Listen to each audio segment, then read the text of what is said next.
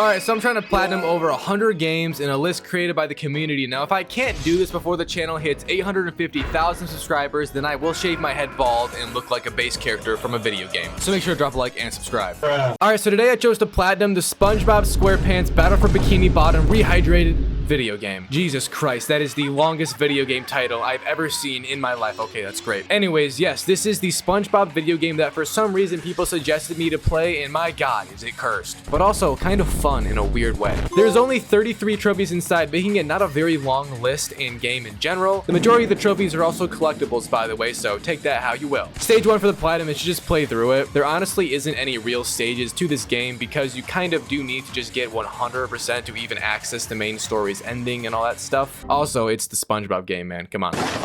But you first get dropped inside of SpongeBob's house and you have to collect everything inside of it to both get out of the house into the real world, and also you get the first trophy of the game just from doing that. Now, if I'm being completely honest with you, I don't think there is really any story in this game aside from level specific goals, but if there was a big overall story, someone please explain it to me because I cannot remember it. It was so non-existent. After we got out of SpongeBob's house though, we made our way to the second world, that being the Jellyfish world. Here is where we really got to begin the game and see how it all works.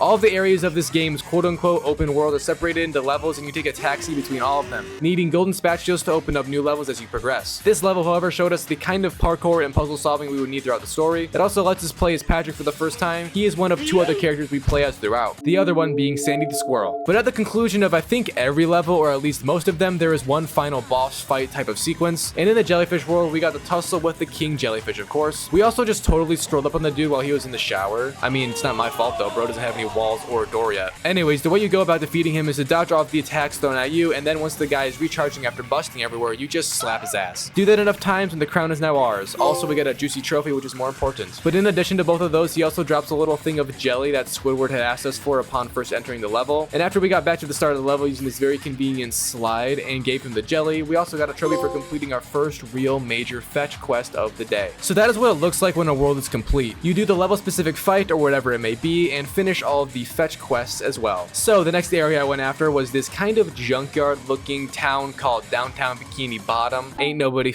with downtown, bro. That's on God. That's what I'm saying. And it's also where Sandy is, letting us play as her for the first time in addition to that. But while here in this very first part, I got my 10th golden spatula of the day and a trophy from doing that. We then didn't get to play as Sandy for a while because she is in the upper part of the level, also where the majority of parkour is at in the level, because Sandy has a very neat swing function, which is just loads of fun and not annoying at all. However, she was actually only here to get us across the rooftops until reaching the end where a bus stop was at, letting us then swap back to SpongeBob and finish off this good old level. We finished it off, by the way, with a giant fighting section in this tower where the floor broke every time we defeated all of the enemies on it. Truly an angel falling from the sky if angels were yellow and committed mass murder on robots for fun. Anyways, there was also the last painting I needed in this level right here, which was the fetch quest attached to the level given by Miss Puff, that fat bitch. And yeah, once I returned to her, she gave me a golden spatula and also a trophy in addition as usual. At this point though, I also had enough golden spatulas to go into the next major part of town. But right away upon doing so, I got thrown into the damn UFC of Bikini Bottom and had to battle a giant robot Sandy as a tag team with both Patrick and SpongeBob. This is literally a fever dream, bro. What is going on? Regardless though, the fight was on the low kind of fun, and I beat Sandy's robot as you do because plot armor, and I also got a trophy from that. The next area I went to was then, in my opinion, the worst and most annoying in the game. It had a ton of beaches and a boardwalk section as well that was just weird as hell. Overall, I got lost and had no idea what I was doing for basically the whole time. But the general goal was to redirect this light through a bunch of lifeguard huts until making it shine on the last one, and if you do that, you get a trophy, so I won't complain. And that was actually it for that level for the time being. Very boring low-key. But then I was on another one after and just casually got my 100th kill on robots, which was also a trophy, and I just got a boner. At this point, I also got confused with the golden spatula system because I realized that you can actually track them in the settings of the game. I know, crazy. And I saw that the open world of Bikini Bottom actually has a lot that I had yet to gather. So I went after one right here, and after parkouring to the top of this house, I got my 25th golden spatula and a trophy from it. I then did this very long level all in the dark, and this level is my actual least favorite. I know I literally just shit on a previous one, but I forgot this existed since it was so traumatic. It tried to leave my memory. Shout out the brain for working so good. But no, for real though, this entire level is all in the dark and everything looks the same. You turn around and it feels like you're still staring forward. God, that should be a movie quote. Christopher Nolan, call me. Anyways, I simply found my 15 sock of Patrick's for a trophy. You have to find all of them for a trophy later on, which is kind of ass, I'm not gonna lie. Anyways, I spent what felt like eons here, probably just the darkness effect to be honest. But ultimately I finished the level and returned some artwork to Miss Puff here again for another fetch trophy. The next major area I wandered off to was this wondrous place that had 3 different levels inside of it, all of which just consisted of slide sections on them, and on these slides you had to do multiple runs of collecting things for both just collectibles in general, but also for a fetch quest.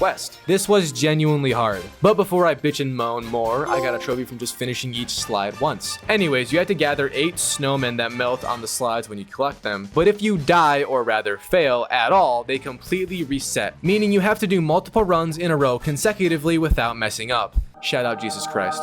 Anyways, that was so bad they didn't even give us a trophy for it, so I moved on with my life. And then playing as Sandy once more, I got 100 kills on robots, but with her this time for a trophy. There was then a pretty gross boss fight against like the Patrick robot from Wish or something. I mean, you look at his character logo and tell me if that's our boy Patty or not. I truly can't say for sure. But the fight was much harder than the previous ones because it involved a little bit more than just smacking the enemy and timing. You had to avoid falling into toxic goo for like the whole time. But then again, it was quite fun, and after winning the fight, I got this trophy right here. Now at this point in the game, I had unlocked all of these special moves for SpongeBob, and I went back to an earlier level to use one and get this last door open for more collectibles I hadn't been able to get quite yet. By the way, the Bubble Cruise missile is as jank as a girl from Tinder. It is goofy as hell. And after opening that door, I got my 50th golden spatula in the game for yet again another collectible trophy pop. The next trophy I got was then from completing a fetch quest on a level called the Kelp Forest. I had to find all of these kids that were lost, but I'm also kind of convinced that Miss Puff lost them on purpose. We all know she's truly an evil being. Upon finding them all though, I talked to Miss Puff again, and I of course got a trophy. After that, I was then back in Bikini Bottom and I found all of the golden spatulas there for another trophy, which is cool because I say so. I then went to the Flying Dutchman level, which on paper has the least amount of collectibles to get in it, but my god is this level annoying and confusing. However, I did get a trophy on it right away from killing this new type of robot in the game, which was also the last type of robot I had yet to encounter, and upon killing it, I had taken out all the robot types in the game for another trophy. There was then this very long boss type section where we had to parkour like crazy and reactivate all of the cannons on the pirate ship to take out the other one. In summary, however, this consisted of me flying back and forth having no idea where the last cannon was, even though it was staring me right in the face the whole time. Typical puzzle moment. But after reactivating it, I got a trophy, so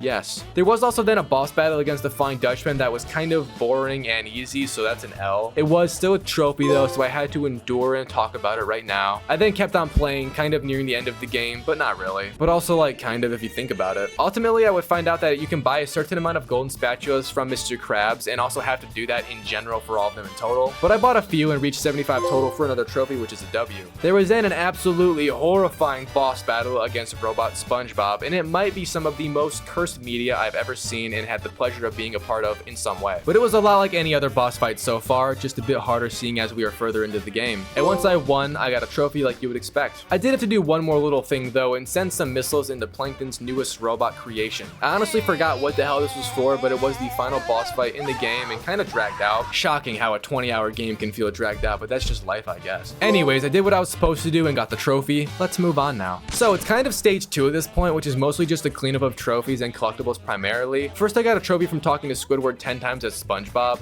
truly being an annoying little shit. I then got another sock trophy from gathering 40 socks total, which was a W. I then grinded for 100 robots killed with Patrick right here. Kind of abusing the spawn system, but you gotta do what you gotta do, man. Don't judge me. Don't judge me, damn it. Look, it's an idiot. That's you.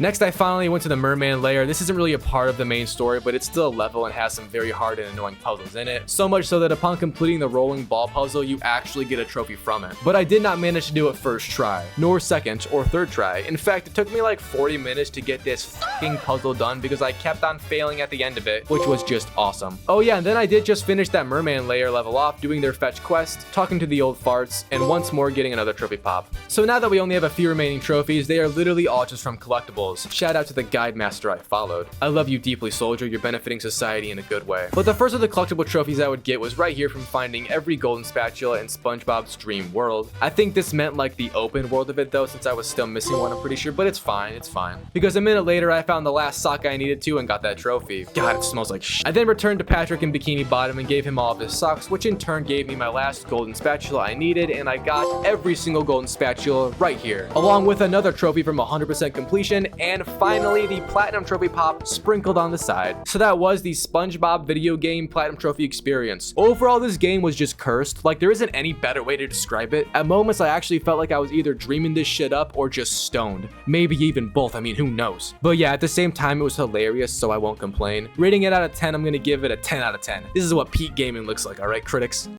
I'm kidding. Or am I, damn it?